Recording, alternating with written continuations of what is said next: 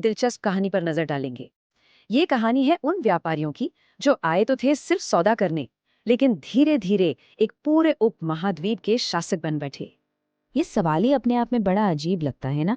एक कंपनी और राज, ये इतिहास की सबसे हैरान कर देने वाली घटनाओं में से एक है। तो चलिए इसकी तह तक चलते हैं। और इस कहानी को समझने के लिए हमें इस समय में काफी पीछे जाना होगा। जरा सोचिए उस पल के बारे में।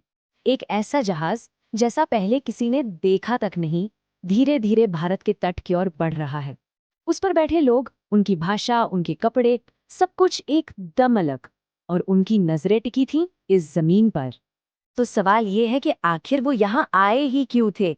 इसका जवाब एक ही था, भारत की बेशुमार दौलत। और ये सिर्फ कोई कहावत नहीं थी। भारत सच में मसालों, रेशम, कपास और कीमती धातुओं का एक ऐसा खजाना था जिसने सदियों से दुनिया भर के व्यापारियों को अपनी तरफ खींचा था। यूरोप के लोगों में खास तौर पर भारतीय मसालों का तो मानो जुनून था। काली मिर्च, लौंग, दालचीनी, आज ये चीजें हमारे किचन में आम हैं, पर उस वक्त यूरोप में ये लग्जरी आइटम हुआ करती थी जिनकी कीमत सोने से भी ज्यादा थी। और बस यही बात इस पूरे खेल का सेंटर पॉइंट थी। इससे पता चलता है कि दांव पर मुनाफा कितना बड़ा था। मतलब जो भी इन मसालों के ट्रेड पे कंट्रोल कर लेता वो मालामाल हो सकता था।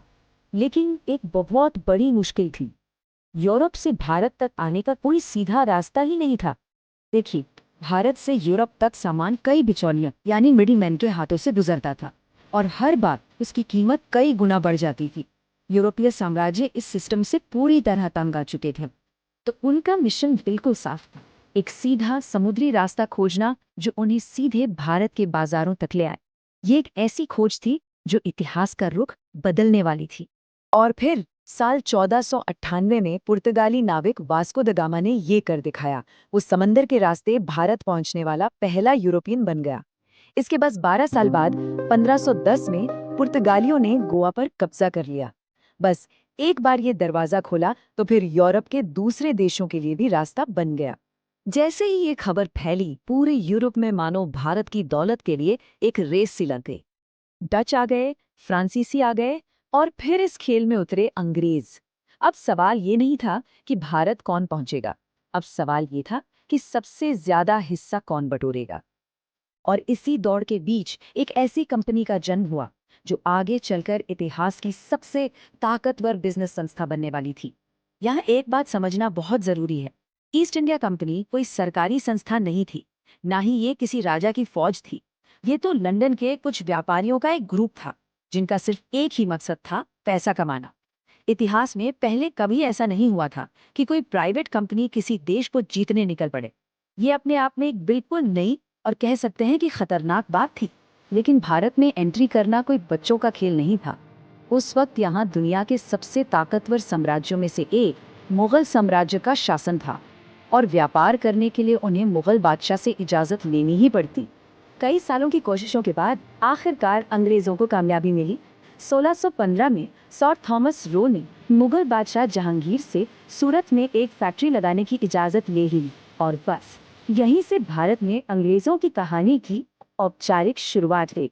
ये वो एक लाइन थी जिसे अंग्रेजों ने अगले 200 सालों तक बार बार इस्तेमाल किया। मुगल दरबार हो या किसी स्थानीय राजा का दरबार, हर जगह उनका यही मैसेज था।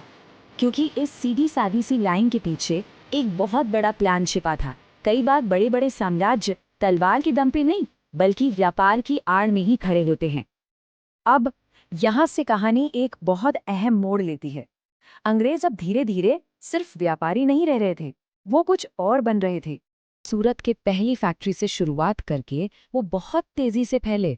उन्होंने सिर्फ ट्रेडिंग पोस्ट नहीं बनाए, बल्कि उनकी किलेबंदी भी शुरू कर दी। पहले मद्रास में, फिर बॉम्बे में, और फिर कलकत्ता में। ये अब सिर्फ गोदाम नहीं थे, बल्कि धीरे धीरे मिलिट्री बेस बन रहे थे। ये बदलाव बहुत ही होशियारी से किया गया। वो अब सिर्फ सौदागर नहीं थे, अपने व्यापार की सुरक्षा का बहाना बनाकर वो असल में किले बना रहे थे और अपनी छोटी मोटी सेनाएं भी तैयार कर रहे थे। उस वक्त के भारतीय शासकों को लगा, अरे ये तो बस व्यापारी हैं। वो बड़े बड़े राजाओं और सल्तनतों से लड़ने के आदी थे, किसी ट्रेडिंग कंपनी से नहीं। किसी ने ये सोचा ही नहीं कि जो कंपनी सिर्फ मुनाफा कमाने आई है वो एक दिन उन्हीं की जमीन पर उन्हीं की सत्ता को चुनौती देगी। और यहीं से दोस्तों असली खेल शुरू होता है। व्यापार और मुनाफे की ये कहानी अब सीधे सीधे सत्ता और कंट्रोल की लड़ाई में बदलने वाली थी। लेकिन वो एक अलग कहानी है।